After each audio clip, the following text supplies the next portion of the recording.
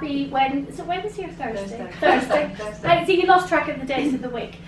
So we're just having a wee cup of tea this morning. I'm having just normal Yorkshire tea. You having Yorkshire Earl Grey. tea? Earl Grey. Earl What are you Grey. having, Eileen? Green tea. Green tea. Actually, no, they're empty. Just so anyway, so what we thought we'd do today is we just we'll introduce ourselves. You all know me, and just let you know what we're doing just during this time to help each other and to help all of our patients. So first of all, I'll introduce Danny. So Danny is our one of our emotional support counsellor. How are you supporting yourself, Danny? How are you getting on with everything? Do you know, I think for me, I am just taking a day at a time. I'm trying to stay off the media, to be honest. There was part of me that was reading the papers in the beginning, whereas now I'm trying to stay away from it. Yeah, I think I'm just trying to keep very much in the moment, in the here and now, one day at a time. I think the support of you guys here is kind of keeping me normal, and it's normalising everything for me. But yeah, if people ask me how I am, and actually genuinely I'm good, I'm okay, because I think coming to work every day is kind of normalising. It's routine, isn't it? Yeah, it's very my important. routine, and I need that, so yeah. I find that as well. I find routine is very important. If you once you lose your routine, everything else goes out the window. So you can kind of keep as much routine as possible. I think that's the secret. On my left, we have Eileen, and Eileen is one of our cancer support service leads. And Eileen, as well as doing that, she is a coach. Coping, how's your? I think I echo everything Danny said. For me, it's keeping a sense of normality, just staying in the moment. Yeah, not trying to think too far ahead. Managing the anxieties when they come, they're normal and it's okay. And being able to talk about them if you need to, and finding a way of parking them and then finding something else to focus on or move on. And I think we do that brilliantly anyway. Yeah.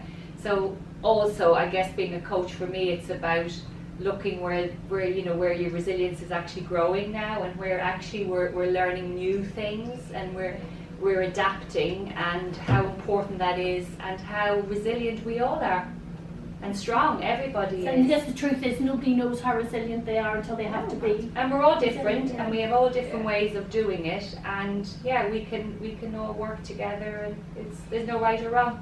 Absolutely. So the next thing we want to sort of talk about is what we are doing at the moment in the centre to support. So we're going to talk about different things. So I'm going to talk about our information on our website. So obviously patients can come to us, which is for a lot of patients it's a massive thing, because we're kind of a lifeline for a lot of patients, a bit of the fountain centre into their homes. So there's a few things we've done. We had a lovely new website which we were kind of in the middle of developing, but of course this speeded everything up. So we have put lots of links to meditations, lovely meditations on our website. And there's ones for like sort of anxiety, if you're problems sleeping, if you just can't find yourself thinking too far ahead. There's loads of meditations there on our website, links to our YouTube channel. We also we're in the middle actually of doing some exercise videos. So our lovely yoga teacher Mairead is we'll have these up next week, yoga session. It'll be very, very gentle. It'll be specifically for cancer patients, but obviously anybody can do it. So if you have a family member left, they can join in.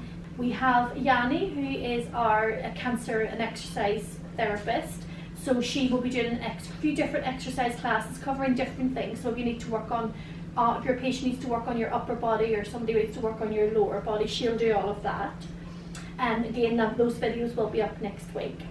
And we also have lots of information on support groups. We have lots of information on families and children, talking to children, lots of other charities that are available specifically for those purposes.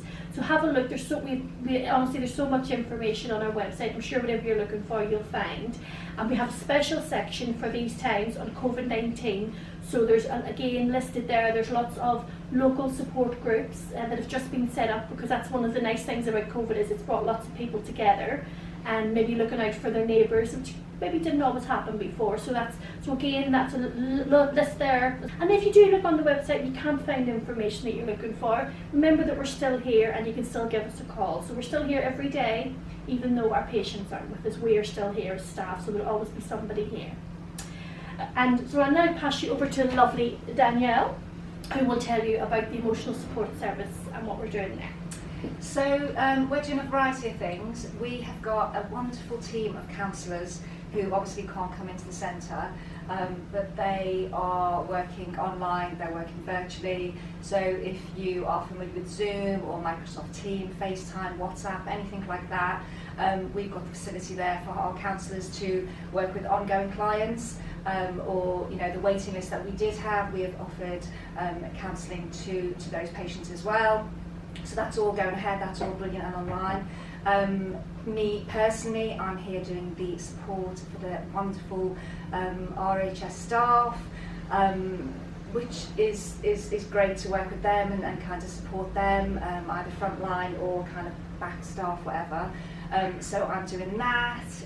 We are also continuing to do the Children's Bereavement Group, which is absolutely brilliant. So that used to meet, they used to meet on Sunday, but instead they're meeting through the week now. And again, it's all virtual, social distancing rules are all in place there. We've got the 2 Julies running that, which is absolutely brilliant. So service in the emotional support team is resuming as normal as the Fountain Centre is. I think the difficult thing has been, I've still been talking to my clients, and it's just been able to come in and sit on the sofa with a cup of tea and a ginger biscuit and just being there, having those normal one-to-one chats and going, oh yeah, that happened to me. So yeah, I think that's probably the difficult part at the moment, but we are all trying very hard, all of the team, not just the emotional support team, to be there, to kind of reach out to you guys and say, look, this is why we're doing this video today, and to say we are still here. It might be virtual, but we are around and we are still here. So yeah, so lots of things going on. We're kind of reaching out to Mount Alvernia as well, which is another hospital that we're working with. So lots of links. There's lots of kind of things going on within the team. That we're, people are reaching out to us. We're reaching out to them. And just to say that the reason we're over at Mount Alvernia is because the hospital have moved their palliative care patients over to Mount Alvernia, and so obviously that's not something that the staff over there are used to dealing with on such a scale. So that's why Danny and Eileen as well have made that link to go and support the staff over there. So I think that's going to be amazing for them to have that. So now the lovely Eileen is going. Can you tell us a bit about what's happening on the centre? So coming in on what Danny just said there about the counsellors, we have a very dedicated group of coaches, and they're amazing, and they're continuing to work virtually with their existing clients, and they're ready. Should anybody else need support. They've been great. Everybody's just stepped up to the mark really and doing whatever they can. Like Maria said, it's really opened up the whole, people have grown in what they can offer, and maybe we're thinking outside the box a bit, which I think is great, being more creative and growing in that way. I think the centre feels different, because for me the centre is about our volunteers, our meet and greet volunteers, our counsellors, our therapists and our patients. And I have to say, when I walk in every morning, it's weird. But you know what, we have to keep everybody safe, so that's how it has to be. And actually there's always staff here to pick up the phone, to talk to people.